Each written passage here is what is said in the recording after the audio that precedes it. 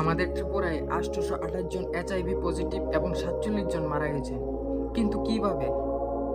আজকে আমার টপিক এটাই। দেখতে থাকুন ভিডিওটা লাস্ট অবধি। নমস্কার বন্ধুরা, তোমরা কি জানো এইচআইভি কি আর কিভাবে হতে পারে?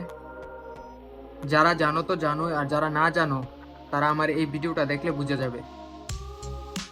এইচআইভি হলো একটি ভাইরাস, যার full form human immunodeficiency virus. এটা বোঝার আগে এটা জেনে নাও যে কিভাবে হতে পারে। নাম্বার 1, ইনফেক্টেড ব্লাড ট্রান্সফারের কারণে হতে পারে। নাম্বার 2, ইনফেক্টেড পার্টনারের সঙ্গে যৌন সম্পর্ক করলে হতে পারে। অ্যান্ড নাম্বার 3, ইনফেক্টেড নিডল ব্যবহার কারণে হতে পারে।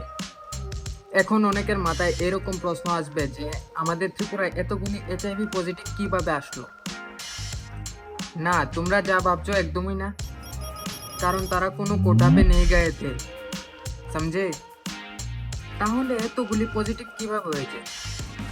হ্যাঁ, ইনফেক্টেড নিডেলের কারণে হয়েছে। কিন্তু ইনফেক্টেড নিডেলের কারণে কিভাবে? তারা নেশা করার জন্য একই ইনজেকশন অনেকগুলি মানুষ ইউজ করতো, তার জন্য এই ভাইরাসটা ছড়িয়ে গেছে। আর ভিডিওটা শেয়ার করে সবাইকে অ্যালার্ট করে দাও। আজকে এতটুকুই, দেখা হবে আরেকটা নতুন ভিডিও, নতুন কোনো কন্টেন্ট নিয়ে।